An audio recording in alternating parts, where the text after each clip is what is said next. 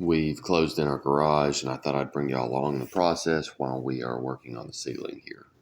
Of course, we're trying to be as budget friendly as possible, so I picked up several sheets of this Luan here that is just 1/4 inch plywood, and we're going to rip it down on this table saw at about 6 inches. Go ahead and get your blade set and then get ready to run this through. Now, these first couple of cuts are pretty difficult because it's kind of flexible, flimsy, and if you don't know how to use a table saw, that's going to, you know, be an issue.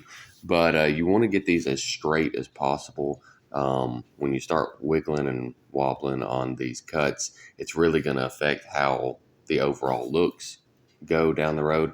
Once I got halfway through with the board, I would flip it over so I'd again have a factory side to push off of, because like I said, just pushing for 8 feet on this table saw with this flimsy material, you're going to probably wind up with some imperfections. Like the rest of this project, I'm going to say this is a 2-person job. You're going to want to have somebody pushing and somebody making sure that the board stays down onto the blade and up against the fence as best as possible.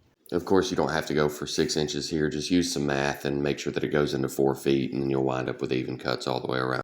Now, because this is actual wood, you could stain this or seal it or whatever you wanted your color to be, but we went with a flat black because we're going to have white shiplap as our walls, and we thought that was going to be a nice contrast.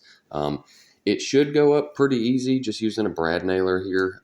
It is a slow process because we only have one ladder and one of us is down on the ground cutting and measuring while the other is, and what you do when you get to the end of the run, just save that piece that you cut and start your next run that way, and that'll keep all your joints broken up. After the first few runs were up, we noticed that the background ceiling that we already had up was a little bit too dramatic for this black, so we went ahead and started rolling the ceiling and then went back through with a paintbrush and kind of filled in the gaps that there were.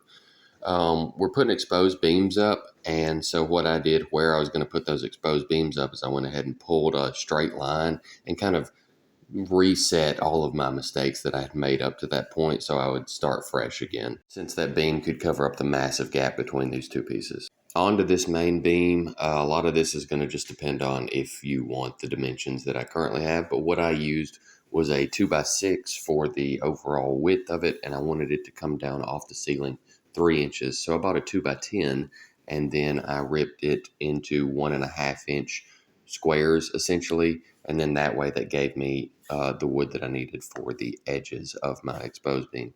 And I'm on to staining these with a sock with a hole in it, and if you're using something other than that, then we're not in the same tax bracket more than likely.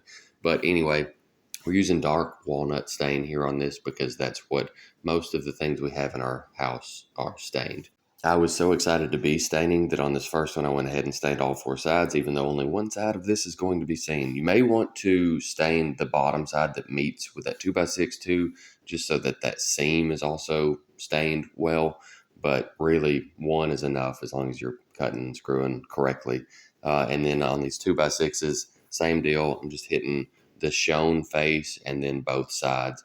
Pretty self-explanatory, just like wipe stain on it. If there's too much, wipe it off. Um, Stain, you know how it is. Once you get everything stained, you can set it to the side and come back the next day and it should be dry and ready to screw together. Speaking of, we've got these crappy little Phillips head screws because I had them laying around. Please go and buy Torx screws because they're way superior. Anyway, I'm drilling pilot holes in these here with just a regular drill bit that's slightly smaller than those Phillips head screws that are absolute trash.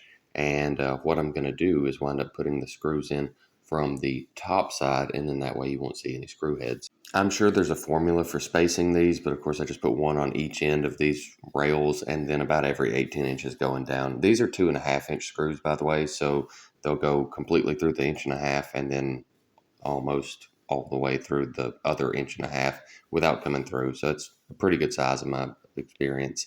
And then what I'm doing here is I'm taking some scrap 2x4 and just making some cleats that will fit in between these rails. And I'll show you why in a minute.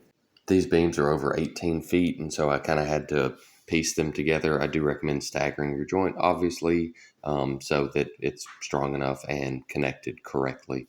And once you get this complete, it is nearly time to start putting these things up. You're going to need to know where your ceiling joists are, and that's where these cleats are going to come in handy. About every other ceiling joist, I try to put one of these in. And then, again, two-person job for sure. Be super careful, especially if it's long and heavy like this, and you're just going to walk it up slowly to where it needs to go and try to place it over these cleats. And what I did on one end is I screwed a board under it to hold it, and then I used a bottle jack and kind of pressed it up to the ceiling as I went down, worked my way to the other end, attaching it to these cleats. And of course, we're not through yet, but we are to a stopping point because we're putting in a wood burning stove on the other end of this room. And, that's obviously going to get into the ceiling a little bit. So, anyway, thanks for watching, guys. Hope y'all enjoyed, and I will see y'all next time.